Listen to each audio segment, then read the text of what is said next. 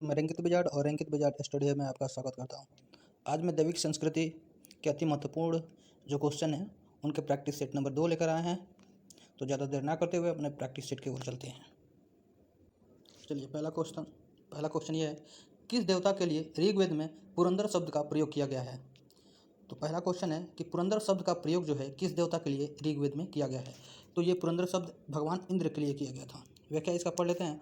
ऋग्वेद में पुरंदर शब्द का प्रयोग हुआ है जो कि इंद्र देवता के लिए हुआ है।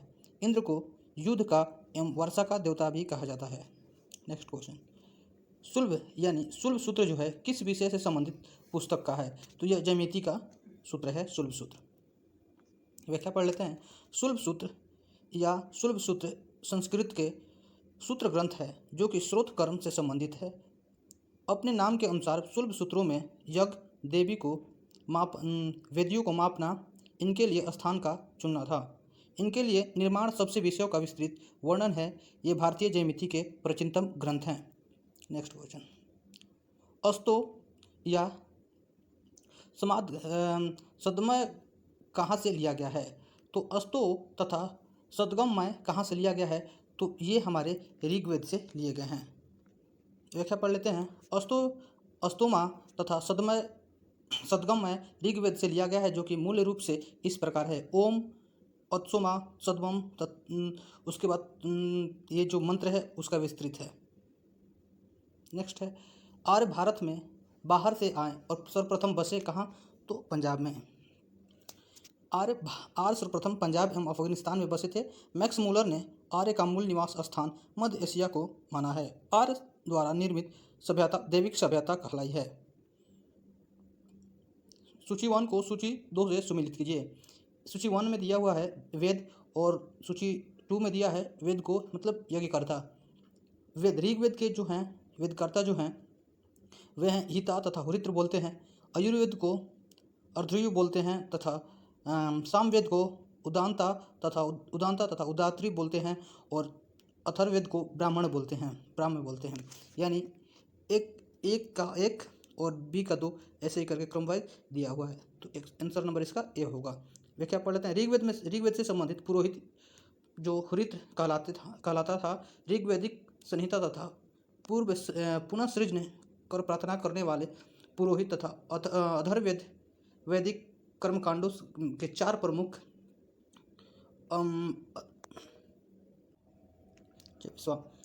वेदों को अप्रवेश क्यों कहा गया है। वेदों को अप्रवेश क्यों कहा गया है।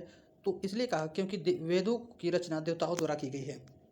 व्याख्या पढ़ लेते हैं। हिंदू धर्म में वेदों के संदर्भ में अप्रवेश वदता वह मत है जो मानती है कि वेद अप्रवेश हैं, अर्थात वेद को किसी ने नहीं रचा है, ना तो मनुष्य ने और ना ही किसी वैदिक शक्ति ने। वेदों को अप्रवेश शब्द से भी जाना जाता है। नेक्स्ट क्वेश्चन, वैश्विक दर्शन के प्रतिपादक कौन हैं। तो वैश्विक दर्शन के प्रतिपादक है उलूक कणाद। व्याख्या पढ़ लेते हैं। वैश्विक भारतीय दर्शन में से एक दर्शन है। इनके मूल प्रवर्तक ऋषि कणाद हैं। ईसा पूर्व 2री शताब्दी यानी ईसवियों के धर्म का जन्म ही कुछ 100 वर्ष पूर्व हुआ था। यह दर्शन न्याय दर्शन से बहुत ही मान्य रखता है, किंतु वास्तव में यह एक स्वतंत्र भौतिक विज्ञानवादी दर्शन है। नेक्स्ट क्वेश्चन, मीमांसा या पूर्व मीमांसा दर्शन के प्रतिपादक कौन थे। तो मीमांसा या पूर्व मीमांसा दर्शन के प्रतिपादक जैमिनी थे। व्याख्या पढ़ लेते हैं। इसके रचित महर्षि जैमिनी हैं तथा इसके पूर्व मीमांसा सूत्र भी कहते हैं। इसका रचना 300 ईसा पूर्व से 200 ईसा पूर्व माना जाता है। मीमांसा सूत्र मीमांसा दर्शन का आधारभूत ग्रंथ है। नेक्स्ट क्वेश्चन, वेदांत या उत्तर मीमांसा दर्शन के प्रतिपादक कौन है।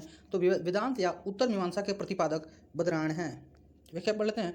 उत्तर मीमांसा 6 भारतीय दर्शनों में से एक है। उत्तर मीमांसा को शारीरिक या मीमांसा और वेदांता दर्शन भी कहते हैं। ये नाम बदरायण ने बनाए हुए हैं। ब्रह्मसूत्र नामक ग्रंथ के ये हैं। ऋग्वेद का कौन सा मंडल पूर्णतः सोम को अर्पित है। तो ये हमारा देवता सोम को 9वें मंडल अर्पित है। व्याख्या 7वें मंडल में दशराज युद्ध का वर्णन किया गया है। 10वें मंडल में पुरुषोत्त मंत्र में क्षुद्रों तथा उल्लेख का प्रथम बार किया गया है। चरणों चरणों वर्णों का सर्वप्रथम उल्लेख पुरुषोत्तम में ही मिलता है तथा ऋग्वेद का 9वां मंडल में पूर्णतः सोम देवता का समर्पित है। प्रसिद्ध 10 राजाओं का युद्ध, 10 राज युद्ध किस तट पर हुआ था? तो गंगा नदी, ब्रह्मपुत्र नदी, कावेरी नदी और पुष्कर नदी। तो ये हमारा 10 राजाओं का युद्ध पुष्कर नदी पे हुआ था। वे क्या पढ़ लेते हैं? भारत वंश के राजा सुदास तथा अन्य 10 जनों पुरु, युदु, तुर्वसन, अनु, द्रहयु, अनिल, पक्य तथा भलांश, विषाणनी और शिव के मध्य 10 राजाओं का पुरचनी रावी के किनारे लड़ा गया था, जिनमें से सुदास को विजय मिली। कुछ समय पश्चात पूर्वों और भरतों के बीच मित्र संबंधी स्थापित होने से एक नवी वंश कुरु वंश की स्थापना हुई थी। धर्मशास्त्रों में भूराजस्व की दर क्या थी? तो धर्मशास्त्र में भूराजस्व की दर 1/6 थी। पढ़ लेते हैं वे क्या? धर्मशास्त्र में बताया गया है कि राजाओं अपने द्वारा किए गए कार्य तथा सामान्य जन की सुरक्षा और कल्याणकारी सेवा आदि के बदले उपज का 6वां हिस्सा अपने विस्तृत रूप से प्राप्त करेंगे। वह क्या है? क्वेश्चन नंबर नेक्स्ट 8 ईसा पूर्व से लेकर 6 ईसा पूर्व तक का काल किस युग के नाम से जाना जाता था? तो ये ब्राह्मण युग के नाम से जाना जाता था। क्या पढ़ लेते हैं? प्राचीन भारतीय इतिहास में 800 ईसा पूर्व से लेकर 600 ईसा पूर्व के बीच का समय मुक्त ब्राह्मण युग का समय था, जो कि 600 ईसा पूर्व से लेकर 300 ईसा पूर्व तक का समय शूद्र युग का समय माना जाता है। नेक्स्ट क्वेश्चन, किस काल में अछूत की अवधारणा स्पष्ट रूप से उदय हुई है? तो उदय हुई है अछूत की अवधारणा, तो ये होता है धर्म काल में। धर्मशास्त्र के काल में अछूत की अवधारणा का उदय हुआ था। तो क्या पढ़ लेते हैं? उत्तर वैदिक काल का तक समाज स्पष्ट रूप से चरणों वर्णों में विभाजित हो चुका था। ये 4 चरण में थे: ब्राह्मण, क्षत्रिय, वैश्य एवं शूद्र। इस काल में वर्ण व्यवस्था कर्म पर आधारित न रहकर जाति पर आधारित हो गई थी। उत्तर वैदिक काल में युगोत्पत्ति तथा संस्कार का अधिकार शूद्रों को नहीं था। तैत्तिरीय ब्राह्मण में ब्राह्मण के उल्लेख के आधार पर ब्राह्मण सूत्र का तथा क्षत्रिय सन का और वैश्यन उन्न का योग्यापित धारण करता था। ब्राह्मणों का उपन्यास संस्कार, वंशन, ऋतु तथा क्षत्रियों का ग्रीष्म ऋतु, वैश्विक का तथा शीत ऋतु होने का विवरण मिलता था। ऐत्रेय ब्राह्मण में सर्वप्रथम चारों वर्णों के क्रम में विषय में विवरण मिलता है। तो ब्राह्मणों के आदि दान देने वाला सुपाई एवं स्वेच्छा से ब्राह्मणशाली कहा गया है। क्षत्रिय अथवा राजा भूमि का मालिक था तथा प्रजा का सेवक एवं देश का रक्षक होता था। प्रायः ब्राह्मणों को और क्षत्रियों के बीच में श्रेष्ठता हेतु प्रतियोगिता भी होती थी। नेक्स्ट क्वेश्चन, एशिया माइनर स्थित बोगजाइको का महत्व इसीलिए है कि क्यों? मतलब एशिया माइनर स्थित बोगजाइको का महत्व किस लिए है? तो ये इसलिए महत्व है, वह जो अभिलेख प्राप्त हुआ है एशिया माइनर बोगजाइको जो है, इस अभिलेख यहाँ से एक अभिलेख प्राप्त हुआ है जो कि इनमें 4 दैविक देवताओं का मान्य है। वरुण है, मित्र है, नातस्य है, जो कि इन सभी लोग का उल्लेख मिलता है। तो ऑप्शन नंबर ए होगा। व्याख्या पढ़ लेते हैं। बोगजाई एशिया का माइनर में स्थित है, एक ऐतिहासिक स्थल है जहाँ के महत्वपूर्ण पुरातत्व संबंधी अवशेष प्राप्त हुए हैं। वहाँ से शिलालेखों में से जो 14वीं शताब्दी ईसा पूर्व के बताए जाते हैं, इंद्र, दशरथ और अमर्त्य आदि आर्य नामधारी राजाओं का उल्लेख है तथा इंद्र, वरुण और नात्य आदि आर्य देवताओं में से सिंधियों का साक्षी होने का भी प्रमाण मिलता है। इस प्रकार बोगजाई से आर्यों का निष्कर्षण मार्ग का संकेत भी मिलता है। नेक्स्ट क्वेश्चन, गायत्री मंत्र यानी देवी सवित्री को संबंधित जो है किस पुस्तक से मिलता है? तो गायत्री मंत्र ये हमारा ऋग्वेद से मिलता है। व्याख्या पढ़ लेते हैं। सविता यानी सूर्य देवता की स्तुति में रचना की गई गायत्री मंत्र ऋग्वेद के विस्तृत मंडल में उल्लेखित है। ऋग्वेद आर्य का प्राचीनतम और पवित्रम ग्रंथ के रूप में है। ऋग्वेद में देवताओं की स्तुति का उल्लेख है तथा इसमें 10 मंडल 1028 सूक्त तथा 10,580 ऋचाएँ हैं, जो कि 10,580 नहीं 10,564 ऋचाएँ हैं। गायत्री मंत्र विस्तृत सूर्य देवता की एवं स्तुति की रचना करती है तथा ऋग्वेद में तृतीय मंडल के रचित विश्वामित्र हैं।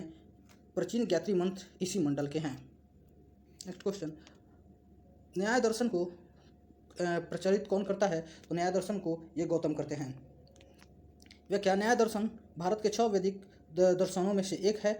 इसके प्रवर्तक श्री श्री ऋषि अपाद गौतम है, जिनका न्याय सूत्र इस दर्शन का सबसे प्राचीनतम एवं प्रसिद्ध ग्रंथ है। प्राचीन भारत में निष्क से जानने जाते हैं तो निष्क से जानने जाने वाले स्वर्ण आभूषण होते थे।